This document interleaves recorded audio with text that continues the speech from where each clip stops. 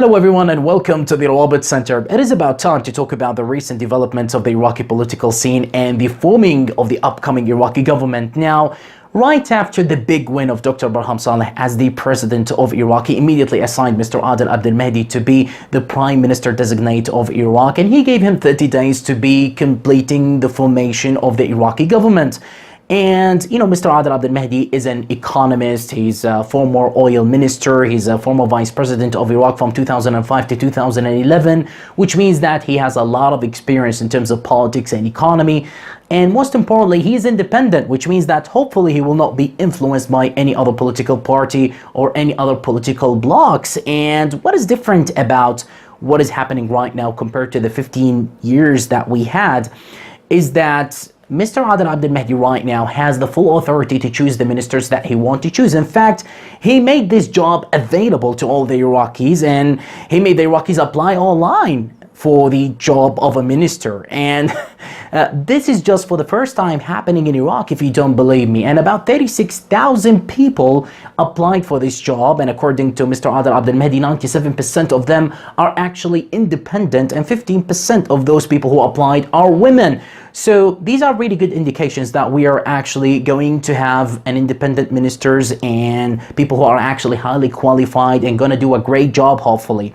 Now, the thing is, however, some of the ministries needs a little bit more than a highly qualified minister. It needs a little bit of a major change in its policy. For example, let me just talk about the Iraqi Foreign Ministry and some of the recent events that happened and how the Iraqi Foreign Ministry reacted to these events. And let me just start here with Nikki Haley, who's a former U.S. ambassador to the United Nations, and she just resigned a couple of days ago. And she said one time through her verified personal Twitter account, and I quote, "Iran treats Iraq like it's not an independent nation. Iran sees Iraq as a transit point for weapons and a training ground for its proxies." Now, this is like someone says that there is actually a snake in your house, and obviously because it's your house, you have to say something about it.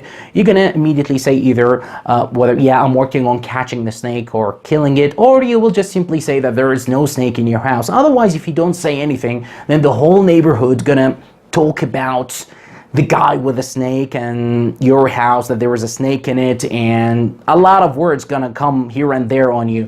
And that is exactly what the Iraqi Foreign Ministry did. It actually said nothing about it. And you know, here Nikki Haley is such an important person. She actually is talking about Iraq as a spot of, you know, taking weapons here and there for Iran, and, you know, a transit point, as she said. And she's talking about proxies. I mean, these are really important things. If she's talking about proxies, well, the Iraqi Foreign Ministry have every single right to respond to that, and even asking Nikki Haley in the United States on what kind of proxies that Nikki Haley is talking about. And unfortunately, we didn't see anything from the Iraqi Foreign Ministry. That's why, you know, the doors are open. Even some military generals from Iran or from Turkey or from any other country been talking a lot of things about Iraq, and the Iraqi Foreign Ministry didn't really respond, or either, you know, just say something really shy, really not there, doesn't really represent what the Iraqi people would actually respond to these incidents. And now, also a very important recent incident that happened is the shelling of Iran to one of the places at the north of Iraq without informing the Iraqi government. The Iraqi government had no idea that Iran was planning to shell that place, and unfortunately it happened, and it killed about 11 people and injured about from 20 to 30 people. And according to the PDKI, they said that actually the people who actually died are more than 11, and the people who injured more than 50 people. Now, let me start here with what the PDKI said on their Twitter account. They said that Iran used long-range missiles in coordinated attack in PDKI's bases and adjacent refugee camp. Now, also Major General Jabbar Yawar, who said that the area that had been attacked included residential complex for the families of party members. And they are simply saying that the places that got actually shelled are actually residential complex, and it's refugee camps. Refugee camps supposed to be well protected by the Iraqi government. And unfortunately that happened, and people died and people got injured. And guess what the Iraqi Foreign Ministry said about the whole thing?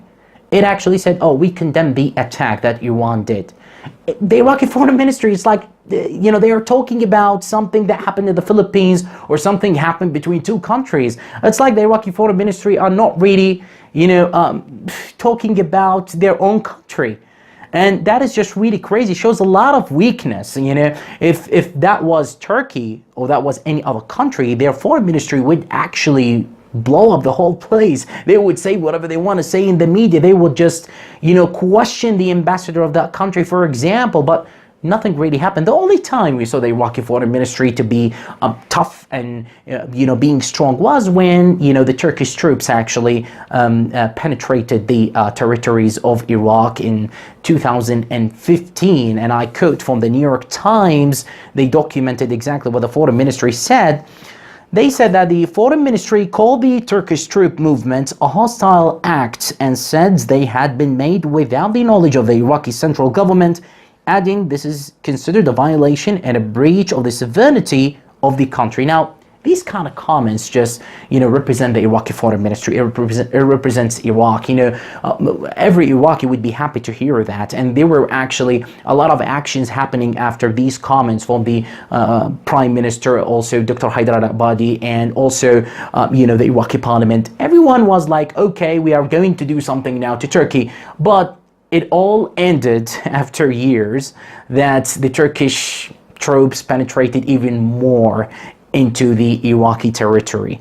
And it's like the Iraqi foreign ministry just said nothing and did nothing. Now, what we are hoping right now is that the next minister of the Iraqi foreign ministry, for example, needs support from the Iraqi government, needs every single support to change the policy, make it a little bit more strong. We want the Iraqi foreign ministry to be as strong as, the Turkish foreign ministry or the Iranian foreign ministry or the Russian foreign ministry or any other country. We really want to step up our game with that and just to be capable of representing our Iraqi people. Thank you very much.